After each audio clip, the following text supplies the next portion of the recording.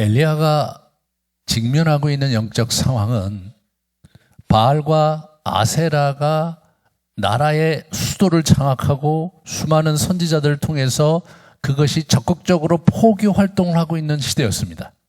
그 바알과 아세라에 수많은 사람들이 가세했습니다. 우리는 그 시대에 살고 있지 않았기 때문에 뭐 바알과 아세라를 섬겨서 하나님을 그렇게 어렵게 만들고 그랬나 싶지만 실제로 바알이 갖고 있었던 특성 자체가 오늘날 세속주의와 같습니다. 그는 농경신으로서, 그는 비를 내리시는 천둥신으로서 그들에게 풍요를 약속했습니다. 바알을 섬기면 그들의 물질적인 풍요를 약속했어요. 뿐만 아니라 신전 제의가 그룹 섹스였거든요. 엑스타시를 경험하도록 만드는 그런 제의를 행했기 때문에 쾌락을 약속했습니다.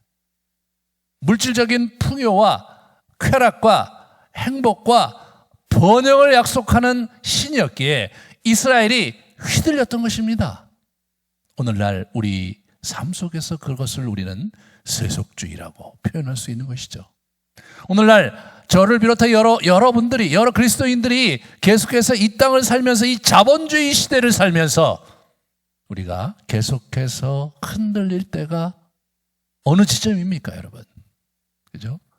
이 풍요를 약속하고 쾌락과 행복을 주고자 하는 그러한 시대적 흐름이 우리를 뒤흔들어 놓을 때가 많습니다. 엘리야가 그런 시대를 살면서 그들에게 도전을 하는 것입니다. 너희가 바알을 하나님으로 생각하느냐? 아니면 여호와를 하나님으로 생각하느냐? 너희가 바알을 참 하나님으로 생각한다면 그를 따라라. 그러나 너희가 여호와 하나님을 진정 하나님으로 그렇게 받아들인다면 그분을 따라야 된다. 그 메시지를 21절에 하고 있는 것입니다. 지난 3년의 기근 속에 바알과 아세라, 바알이 비를 내리는 시인데 완전히 무력화되었습니다. 그런 상황에서 하나님의 말씀을 듣고 이 엘리야가 갈멜산 이 대결을 기획을 했던 것이죠. 36절에 같이 보시면 내가 주의 말씀대로 이 모든 일을 행하는 것을 오늘 알게 하옵소서라고 하나님께 기도하는, 갈멜산에서 기도하는 우리 엘리야를 보게 됩니다. 그는 하나님의 계시를 받아서 지금 이 일을 진행을 하고 있었던 거죠.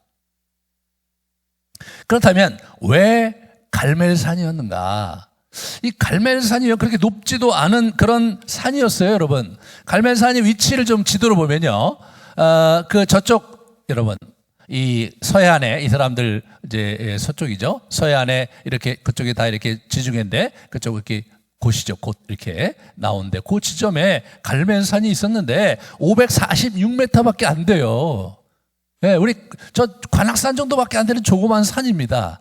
그 산에 이렇게 가서 이렇게 열심히 가서 이 이벤트를 꾸미는데 왜 그랬느냐 하면 당시 북이스라엘에 있는 산들 중에서 저 산이 가장 경건한 땅으로 그리고 가장 그 신성한 곳으로 여겨졌다는 거예요. 그것이 어디에 나오냐면 이 이집트의 바로가 저 산을 언급하면서 그 땅을 신성하다고 표현했을 정도로 사실 그 지역에서 가장 신성한 땅이었습니다. 남유다에서는 물론 예루살렘이 가장 신성한 땅이었는데 갈멜이 사실은 성경에서 이때까지 등장하지도 않고 있다가 사마리아 또 헤브론 그런 산들이 이렇게 길보아산 이런 산들 얘기가 나오다가 불현듯 갑자기 돌출하는 산이 갈멜산인 거예요. 높지도 않은 땅 갈멜산인 거예요. 그 산에, 그 신성한 산에 여호와 하나님과 바알을 대결하는 장소로 우리 하나님이 설정하셨는지 아니면 우리 엘리야가 설정했는지 모르지만 그 산이 바로 저 산인 거죠. 한번 이렇게 보시겠습니다. 그 다음 사진들을 보시면 저런 돌산이더라고요. 저는 안 가봤는데. 그런데 여러분 그 다음 걸 보시면 저렇게 거기에 이런 신전이 지금도 이렇게 이제 아마 유대교에서 지은 거겠죠. 그 다음에 여기 저기 이제 저 이렇게 엘리야의 상이 저기 이렇게 있는 거예요. 여러분 저렇게 지금도 보존이 되고 있는 땅입니다. 그 다음 걸 보여주시면 이분이 뭘 얘기하는 거냐면 이 발에 이 번제단을 거기다 짓자는 거죠. 거기다. 그래서 그들에게 얘기를 하는 거예요. 야, 여기서 이제 단을 쌓고 송아지 2마리를 하다가 하나는 너희가 잡아서 그 단 위에다 올려놓고 대신 불을 놓지 말고 나도 그렇게 동일하게 해놓고 불을 놓지 말고 우리 기도해서 발이 불을 내리면 발이 하나님이고 여호와가 불을 내리면 여호와가 하나님인 것으로 하자. 그랬더니 사람들이 막 좋게 여겼다 이렇게 나오는 겁니다. 실제로 그래서 바알의 선지자들이 말이에요. 엄청나게 이제 아침부터 정오까지 그렇게 이제 막 신의 이름을 부르며 막 노력을 했어요. 그렇지만 아무 일도 일어나지 않았습니다. 정오가 되자 아주 쾌제의 미소를 지면서 우리 엘리야가 이제 27절에 비아냥거리는 모습을 보게 돼요. 조롱하여 이르되 큰 소리로 부르라. 그는 신인즉 묵상하고 있는지. 야, 뭐 신이니까 기도하고 있지 않겠냐? 더 세게 해봐. 그러니까 잠깐 어디 나간 것 같다, 야, 여행 갔나 보다. 아유, 안 오시는 거 보니까 잠이 들었는 모양이다. 막 이러면서 굉장히 막 빈정거려, 이게. 오후까지, 저녁 무렵까지 그들이 아주 그냥 지랄 법석을 하고, 그 다음에 이렇게 칼과 이런 걸로 막 그어서 피를 흘리고 뭐 난동을 부렸지만 아무 일도 일어나지 않았습니다. 여기서 우리는 왜 불을 내리는 이러한 형태로 대결 구도를 잡았는가라는 것에 대해서 한 번 더 생각해 보면 그들이 그렇게 왜 이렇게 정말 열정적으로 그 사람들이 그렇게 바알 제사장들이 그렇게 이 게임에 참여했는지를 알 수가 있는데 그것은 바알이 천둥신인데요. 이 바알이 천둥신하면서 번개를 내리기 때문에 바알 신상 자체가 번개를 딱 쥐고 있는 그런 신상이에요. 번개를. 불을 내리는 신인 거예요. 불의 신인 거예요. 바울이네. 죄송합니다. 예, 바알. 오늘 내가 실수를 많이 하네요. 큰일 날 뻔했네요. 이 바알이 그런 불의 신인 거거든요. 그러니까 이 사람들은 어떻게 돼요? 자기의 신이 불의 신이므로 그러므로 더군다나 450명이 거기서 막 엄청나게 기도를 하니까 바알 신이 분명히 역사할 것이라고 믿었던 것 같아요. 그들은. 하지만 아무 일도 일어나지 않았습니다. 동시에 여호와의 신은 못해요. 이 임재하시는 때 이 불로 임재하시는 신이시거든요. 제단의 불을 소중하게 여기시고 신의 산에서 불로 강림하시고 말이에요. 구름 가운데 또 다른 형태의 불의 신이 여호와의 신을 또 다른 형태의 그런 불과 연관된 신으로 우리가 생각해 볼 수 있으니까 이 대결이 아주 해볼 만한 대결인 거예요. 이제 저녁 무렵이 돼서 백성을 가까이 오게 합니다. 그리고 12개의 돌을 이렇게 이제 무너진 그 제단이 완전히 무너져 있었던 것 같아요. 12개의 돌을 모아서 이 제단을 이렇게 쌓습니다. 왜 12개냐? 왜 12개의 돌을 모았느냐? 그것은 이스라엘의 12지파를 상징하는 것이요. 그것은 길갈에서 우리 여호수아가 12개의 돌로 단을 쌓았던 것을 상징하는 장면입니다. 여호수아서 4장을 보면 여호수아가 요단에 가져온 12돌을 길갈에 세우고 그래서 한 지파에 하나씩 해서 가져왔어요. 그것을 세우고 여호와의 손이 강하신 것을 알게 하며 너희가 너희 하나님 여호와를 항상 경외하게 하려 하심이라. 이렇게 하면서 우리 여호수아서 4장에 있는 사건을 떠올리게 하는 거예요. 스스로도 그렇게 하면서 그런 역사적 사건과 이 사건을 이렇게 비교 또는 조화시키면서 그렇게 진행을 하고 있는 거죠. 그리고 그는 거기다가 물을 이렇게 3차례나 이렇게 부어요. 거기다가 또랑을 또 이렇게 만들어서 또랑을 이렇게 만들었는데 삥 둘러서 거기 이제 15세아로 돼 있는데 어떻게 되냐면 15세아 2세아로 돼 있는데 그게 약 한 15리터 정도 되는 뭐 그렇게 깊이 판 건 아니에요. 오늘 이렇게 본문에 보면 굉장히 구체적인 그러한 디테일 묘사가 이렇게 나와요.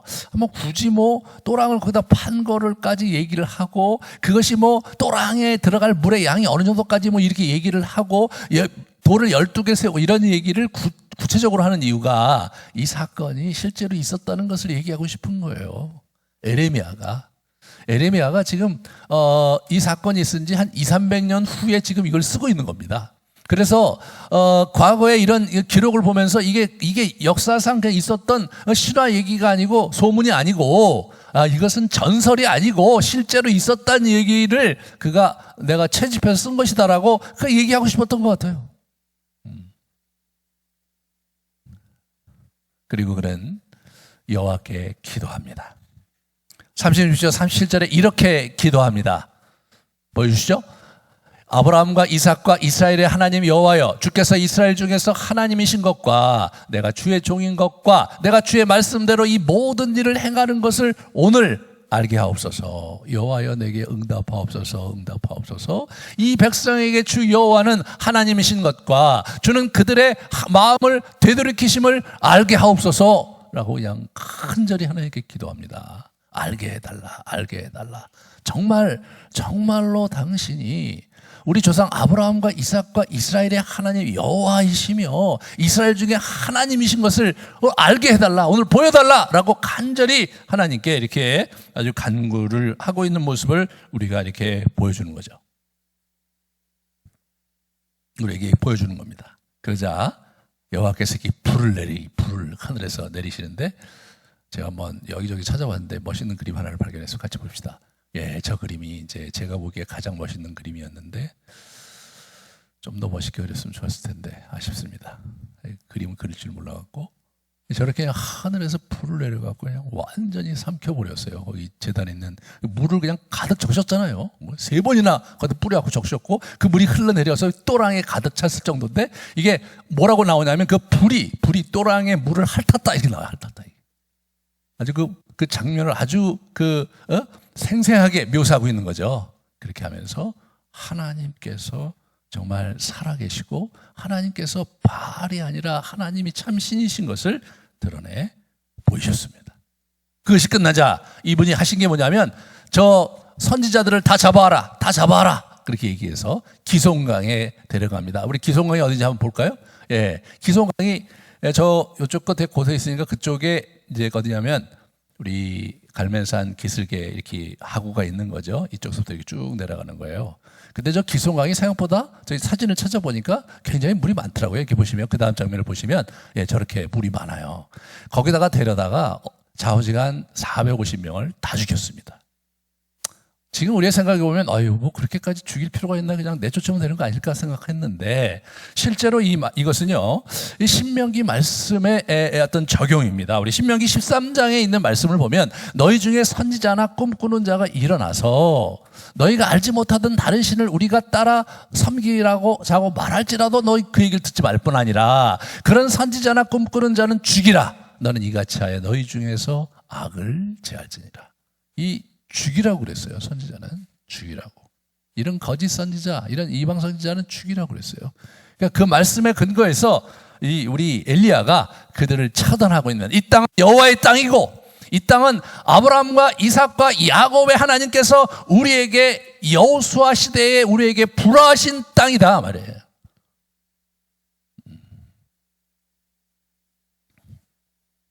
그런데 이때 우리 이스라엘 백성들의 이 반응의 변화가 아주 재밌습니다. 첫 번째로 이들은 너가 바알이냐 여호와를 둘 중에 하나 선택하라 라고 얘기했을 때 21절에 아무 말도 이제 하지 못한 거죠. 아무 말도 안 해요. 이 친구들이 서로 이렇게 눈치나 보고 있죠.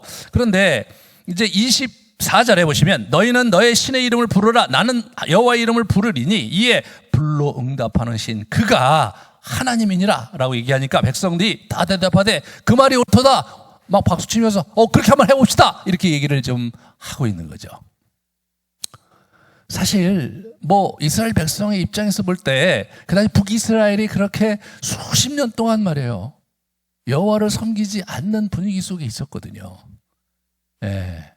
뭐 율법을 잘 알지도 못했을 거죠. 대부분의 사람들은 그냥 토착 종교로서의 여호와의 종교가 있던 거고, 신흥 종교로 바알과 아세라의 신이 이제 이렇게 있었던 건데, 그 친구들 뭐 경전이 있었던 건 아니에요. 그냥 막 미신이죠. 예. 그런 상황에서 이 사람들이 보면서 어떤 때는 여호와께 슬쩍 있다가, 어떤 때는 이쪽 바알에게 슬쩍 가다가, 아니면 또 뭐 조화롭게 뭐 신이 뭐 여호와의 신도 신이시고 바알도 신이시니까 자주간 두 신에게 이렇게 도움을 받으면 더 좋지 않냐, 뭐 이런 생각들이 있었겠죠. 그것이 혼합주의고, 그것이 어떤 이게 다신교에서 나타나는 증상들이잖아요. 그래서 이웃나라 일본도 보면 그냥 가능한 한 신이 많으면 많을수록 좋다고 그래서, 예, 그래서 그냥 그들이 그렇게 신들을 섬기는데, 심지어는 안중근 우리 의사도 신으로 섬기잖아요. 그 사람들이요. 그거 되게 이상한 사람들이에요. 예. 자, 신은 다 갖다가 믿는 그런, 그들이 수십만의 신을 믿는다고 해요. 수십만의 신을, 우리 일본 사람들이. 이 사람들도 그렇게 생각한 거죠. 이 사람도 그렇게 생각한 거예요. 바알도 좋고 여호와도 좋고 뭐 그렇게 살면서, 야, 오늘 빅게임이 생겼는데 한번 보자. 그래, 하나님이 정말 여호와신지, 여호와가 하나님이신지, 아니면 바알이 정말로 능력이 있는지 한번 보자라고 하는데, 이렇게 힘을 합쳤죠. 그렇지만 그들은 지루한 하루를 보내야 됐어요. 아침부터 계속해서 막 정오를 넘어서 저녁까지 됐는데 아무 일도 일어나지 않는 거예요. 29절에 한번 보시면 이렇게 나오죠. 이같이 정오가 지났고 그들이 미친 듯이 떠들어 저녁 소재 드릴 때까지 이르렀으나 아무 소리도 없고 응답하는 자, 돌아보는 자가 아무도 없다. 점점점 사람들이 어떻게 돼요? 그냥 재미가 없어지는 거죠. 그냥 오후가 되는데 배는 고프고 막 아무 일도 일어나지 않고 막 그렇게 막 벌벌 막 뛰고 막 그러니 처음엔 보기도 좋았고 그랬는데, 이제 뭐 별로 재미도 없고 그러니까 이 친구들이 막 칼과 이런 거, 칼과 착으로 막 긁고 그러니까 피가 나니까 좀 보다가 또 이거 보고 막 이런 식으로 해갖고 유야무야 하면서 분위기가 아주 지루하고 재미없는 그런 연출로 진행되고 있었을 때쯤 우리 엘리야가 이제 어떻게 되는 겁니까? 나타나서 놀라운 이적을 행했잖아요. 그래서 물을 갖다가 3차례나 붓고 기다렸는데, 이 이벤트가 정말 기가 막히게 해갖고 정말 불이 내리니까 이들이 어떻게 얘기합니까? 39절에 여호와 그는 하나님이시로다, 여호와 그는 하나님이시로다 하면서 엎드려서 여호와께 막 경배를 올립니다. 정말로 그들이 여호와께서 하나님이시고 능력이 있다는 것을 그들이 보았고, 그리고 입으로 고백했고 경배를 했지만, 사실 북이스라엘에는 아무 일도 일어나지 않았습니다. 그냥 그뿐이었던 거죠. 그들은 구경꾼이었습니다. 그들은 드라마 시청자와 같은 그런 형태로 여호와를 대하고 있었던 거죠. 예, 우리가 드라마를 보면서 때로 울고 말해요. 때로 막 화를 내고 말해요. 때로 어떤 그 역할을 하는 배우에게 막 문제 보내면서 막 욕을 하고 막, 예, 협박을 하고 그런 일들이 가끔 벌어지긴 하지만, 어찌됐든 간에 그걸 그냥 드라마를 보면서 우리는 어떻게 생각합니까? 야, 진짜 감동적이다. 예, 저 배우 정말 연기 잘한다. 야, 그래, 저 있을 법하다. 그런 공감은 우리가 할지라도, 우리가 드라마에 있는 사람들과 구체적인 관계를 맺는 건 아니고 거기에 헌신하는 건 더더욱 아니잖아요. 뭐 드라마를 그렇게 보는 거는 뭐 자연스럽지만, 그렇지만 실제로 여호와 하나님을 섬기는 데 있어서 이런 구경꾼처럼, 시청자처럼 그렇게 여호와 하나님을 섬긴다면 이것은 큰 낭패입니다. 네. 사실 여호와 하나님을 알게 하기 위해서 벌린 이 갈멜산 대결은 별 커다란 성과 없이 사실은 끝나는 거예요. 그것이 다음 주에 우리가 같이 얘기해 보겠지만, 심지어 엘리야조차도 그 사건 자체가 뭐냐 도대체 이게 라고 생각할 정도로 이 사건은 별 영향 없이 그렇게 끝났습니다. 여러분은 어떠십니까? 여러분은 정말 하나님께서 살아계시고 하나님께서 우리 가운데 함께 하시다는 그런 신앙생활을 하고 있지만, 때로 세상에 나가면 하나님보다 훨씬 더 영향력이 있는 것 같은 이 세속주의, 영향 있는 것 같은 이 재물, 이런 부분에 우리가 마음이 훨씬 더 그쪽으로 갔다가, 주일날은 또 교회 와서 이렇게 예배 드릴 때 하나님의 영광을 보고, 또 우리가 찬양을 드릴 때 하나님의 임재를 체험하고 그럴 때 또 하나님이 여기 살아계신 것을 우리가 고백하며 감격해 하지만, 실제로 우리의 삶에 큰 변화 없이 그냥 그렇게 산다면, 더더욱 이번 코로나 사태로 인해서 이게 온라인으로 생중계 되면서 이런 화면 속에서 이제 이렇게 예배도 드리고 메시지를 이렇게 드리는 그런 듣는 그런 상황 속에서 이게 우리가 하나의 드라마를 보듯이 예배를 이렇게 시청을 하고 거기서 끝난다면 사실 북이스라엘 사람과 다를 바가 아무것도 없는 거죠.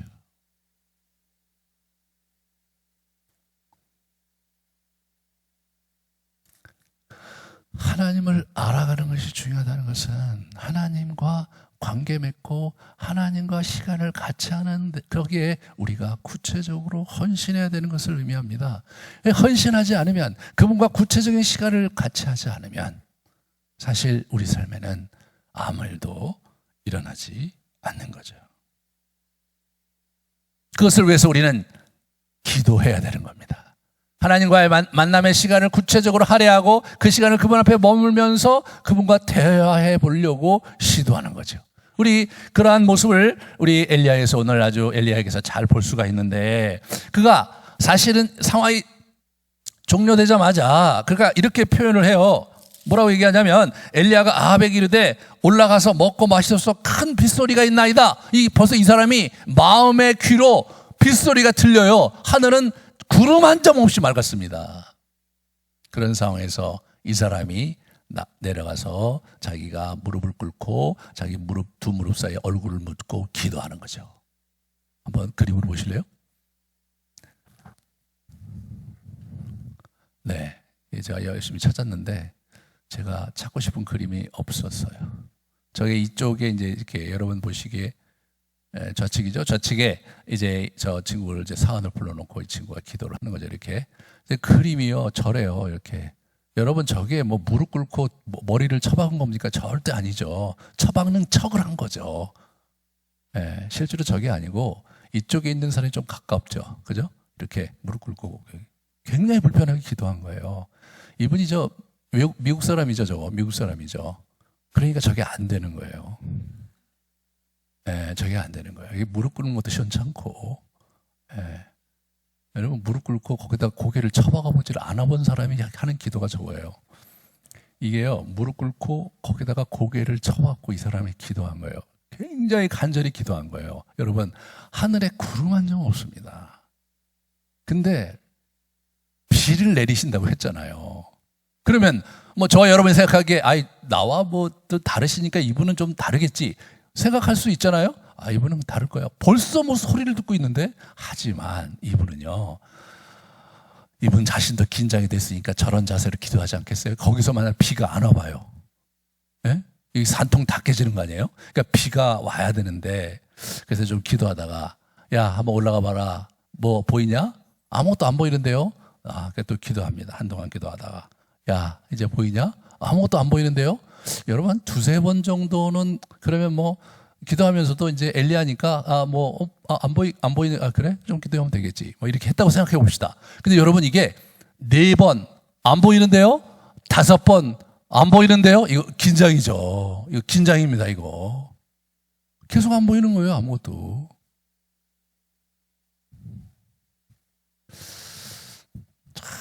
그 기도라는 게 이게 어려운 거죠. 기다려야 되는 거예요. 또 기다려야 되는 거예요. 네? 기도를 너무 우리가 쉽게 생각하면 안 되는 거예요. 요즘 워낙 우리가 빠른 이제 소통 시대에서 살잖아요. 전화뿐만 아니라 그냥 온라인으로 바로바로 즉각 SNS로 그냥 바로 소통하는 그런 시대를 살고 있기 때문에 조바심을 가지고 하나님께서 우리가 기도하면 뭐가 팍팍 임해주고 막 느낌이 오고 이랬으면 좋겠는데 사실은 그게 잘 안 되는 거죠. 이 기다림이 너무나 중요한 것이 기도죠. 엘리야 같은 사람도요, 7차례나 그걸 확인해야 됐을 정도로 기도라는 것은 시간이 필요하고 경험이 필요한 영역이라는 것을 저와 여러분이 잘 이해를 하셔야 됩니다.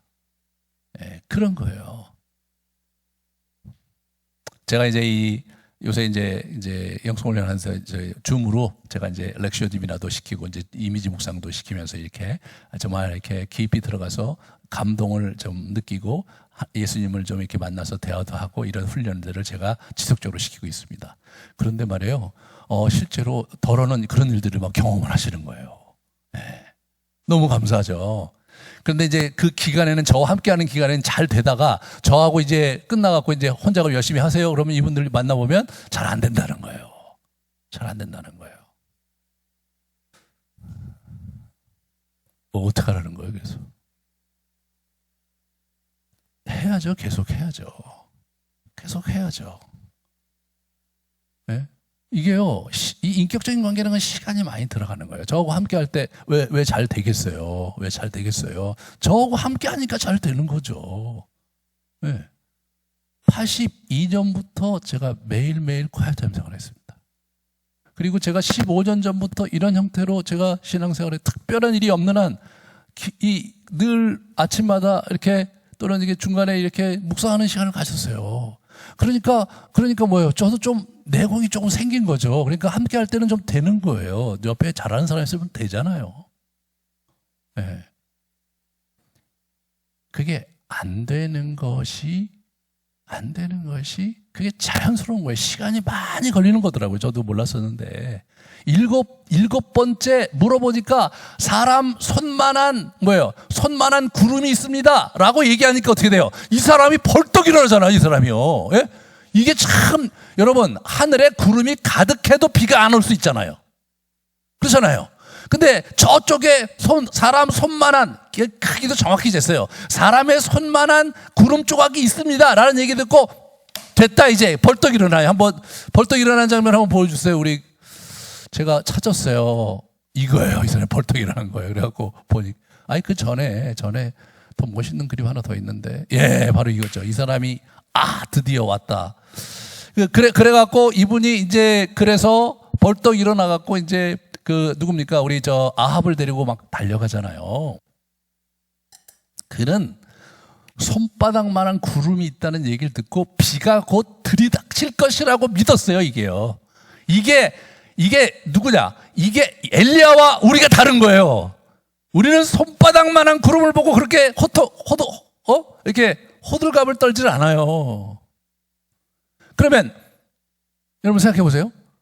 이렇게 훈련을 하다가 한번 이렇게 정말 감동을 느꼈어요. 한번 정말 예수님께서 말씀에 뭉클한 경험을 했어요. 그럼 어떻게 돼요? 그게 손바닥만한 구름이죠. 그러면 어떻게 생각하셔야 됩니까? 이제 비같이 은혜를 내리실 거라고 믿어야 되죠. 네, 이제 내가 이 길로 가면 하나님의 은혜를 빛처럼 은혜를 풍성히 누리실 것을 믿어야 되는 거죠, 우리가. 그렇게 하면서 우리의 기도 생활을 점점점 풍성하게 만들어 가야 되는 거예요. 너무나 한순간에 너무나 빠르게 너무나 효과적으로 우리의 기도 생활을 하려고 하는 것 자체가 신비적이에요. 인격적인 관계는 워낙 소통이 잘 안 돼요. 그렇잖아요? 소통이 잘 안 됩니다. 하물며 우리가 하나님과 우리와의 관계가 그렇게 호락호락 금방금방 된다고 생각하는 것 자체가 이게 좀 잘못된 거예요. 하나님이 인격적이신 분이거든요. 인격적인 코드로 우리와 소통하시는 분이란 말이에요. 그러니까 한 26년 정도 해도 잘 안 되는 거예요. 워낙 잘 안 되는 거예요. 나는 왜 하나님을 못 느껴요? 이렇게 얘기하시는 분들은 내가 왜 배우자를 못 느껴요? 라고 한번 질문을 던져보세요. 질문을 던져보시라고요. 평생을 살아도 그 마음을 모른다고 하는 거잖아요. 우리 부부라는 게.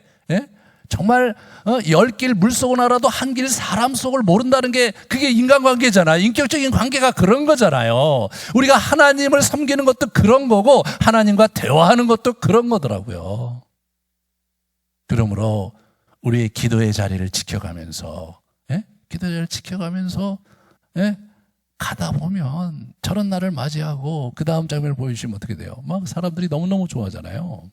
너무너무 좋아하는 거예요. 3년 6개월 만에 비가 내렸으니까 본인들이 얼마나 좋아했겠어요. 7번 긴장하며 기도했는데 손바닥만한 구름 한 조각을 있다는 얘기를 들었을 때 이분이 펄떡 일어난 거예요. 저는 그 장면에서 너무 놀라운 거예요. 저는 그래? 좀 더 기도해보지. 야, 손바닥만한 구름이 좀 더 많아지냐? 얘 조금 많아지는 것 같아요. 아, 그러냐? 그래갖고 막 보니까 구름이 드디어 몰려오네요. 이 정도 돼야 저는 일어났을 것 같아요. 여러분 어떠세요? 여러분 어떠시냐고요? 그죠? 하지만 이 사람은요, 이게 기도의 내공이 있는 사람인 거예요. 그거 보고 됐다 이거예요. 그 차이인 거예요. 예? 그러나 7번 정말 힘들게 기도해야 되는 건 여전히 마찬가지인 거예요. 여전히 마찬가지인 거예요. 기도의 경험이 있다는 것은 자기가 기도하는 가운데 어떤 감동을 느끼거나 또 말씀 묵상에서 어떤 포인트를 잡거나 했을 때 이거네.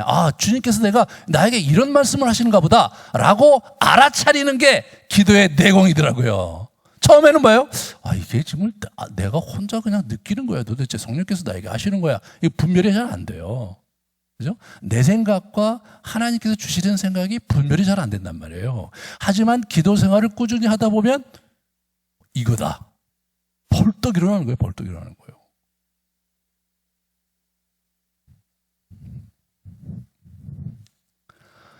이 사람은요, 너무나 흥분했어요.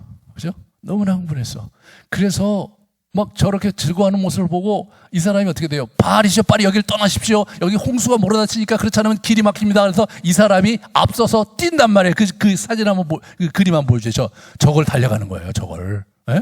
뭐 가라고 앞에 앞서서 가는 거예요. 제가 막 너무나 기뻐갖고 이 사람이 너무나 흥분해갖고. 예.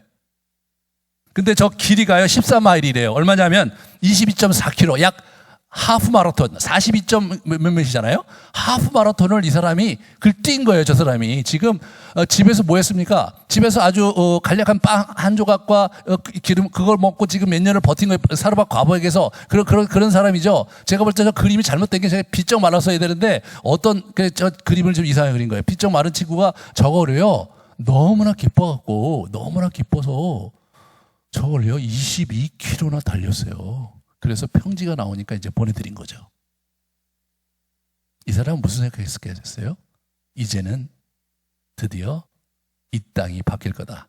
이제는 아합이 바뀔 것이고 이제는 하나님 중심의 신앙이 이 땅의 아합 중심으로 아주 강하게 자리 잡힐 것이라고 믿었던 것 같아요.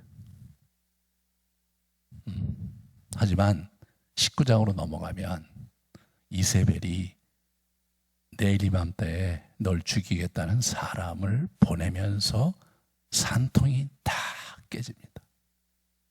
사실 이스라엘에는 아합 정권에는 아무런 변화가 일어나지 않았습니다. 하나님의 생각과 엘리야의 생각은 달랐던 거죠. 그 당혹감 속에서 엘리야가 하나님을 새롭게 알아가는 이야기가 19장부터 이어집니다. 그것은 우리가 다음 주부터 더 우리가 계속 이제 이야기를 풀어갈 것인데요. 오늘 우리가 주목하기 원하는 것은 이 선택의 기로에서 여러분은 어느 자리를 여러분의 자리로 선택할 것인가? 하나님을 선택할 것이냐? 아니면 이 세속주의적 삶을 선택할 것이냐? 이 하나님의 나라의 길을 갈 것이냐? 아니면 이 세상의 흐름과 세상의 추세 속에서 적당히 자리를 이렇게 왔다 갔다 머뭇머뭇하면서 한 세상을 나름대로 살아갈 것이냐? 나는 과연 정면 돌파할 수 있을 것인가? 나는 과연 우리 오바댜처럼 외줄타기를 하며 내 인생을 하나님 앞에 성공적으로 살아갈 수 있을 것인가를 여러분 스스로에게 물으셔야 됩니다. 그 근본적인 판단의 기준은 여호와가 하나님이시냐는 거죠. 여호와가 유일한 하나님이시냐는 겁니다. 예수 그리스도가 여러 성인과 여러 종교의 교주가 아니라 유일하신 하나님의 아들이시고 온 땅을 창조하셨고 온 우주를 창조하셨을 뿐만 아니라 온 세상을 통치하시고 인류를 구원하시기 위해 스스로 이 땅에 인간의 몸으로 오셔서 스스로 자신의 육신을 피 흘려서 십자가에 버려버린 참 하나님이신 예수 그리스도를 여러분이 진정으로 따를 것이냐의 문제인 것입니다. 그분이 정말로 하나님이시라면, 그분이 정말로 참 주이시고 영혼을 지배하시는 분이시며 나의 이 땅의 삶뿐만 아니라 죽어서의 영원한 삶까지 그분이 주권적으로 움직이시고 역사하시고 심판하실 분이시라면 여러분과 저의 선택은 너무나 분명해야 되는 것이죠. 그럼에도 불구하고 우리는 머뭇머뭇거리면서 차지도 덥지도 않게 하루하루를 살아간다면 우리의 미래는 북이스라엘의 미래처럼 망하는 것입니다.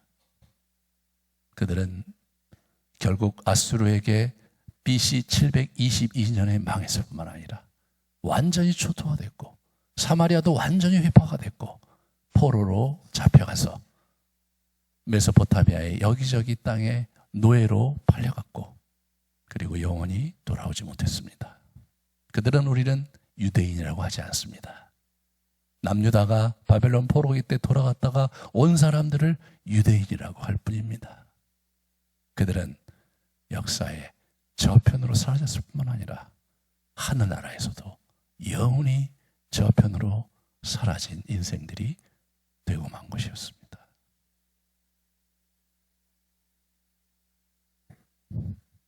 그래서 지금 여러분 그렇게 산다고 여러분이 천국 못 가고 지옥에 간다 이런 얘기를 제가 하고 싶은 게 아니에요. 그런 얘기가 아니에요. 지금 여러분이 정말 이 땅을 제대로 살려면, 여러분이 정말 열매 있는 삶을 가지고 복되고 그리고 의미 있게 이 땅을 살려면 참 하나님이신 여호와 하나님과 우리의 구원자이신 예수 그리스도를 믿을 뿐 아니라 따르는 삶을 살아야 된다는 것이죠.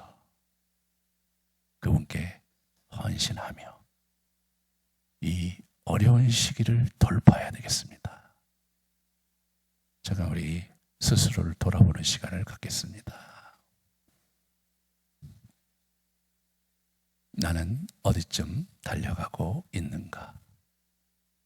나는 구경꾼인가? 아니면 참여자인가?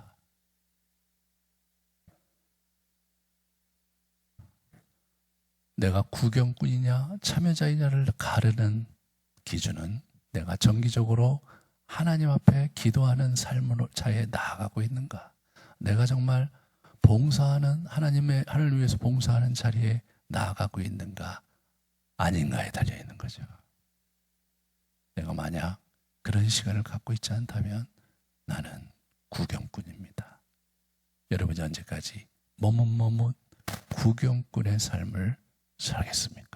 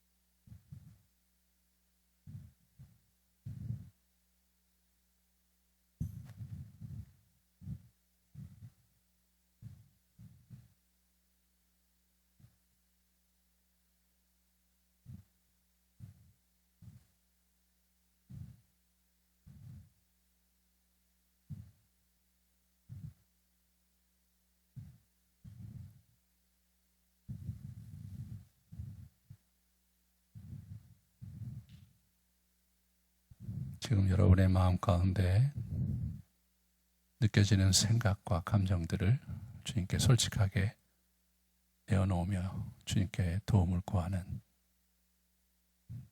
필요하다면 회개해야 될 것들을 회개하고 결단할 것들을 결단하는 기도를 주님께 올리도록 하겠습니다. 같이 주님께 기도하시기 바랍니다.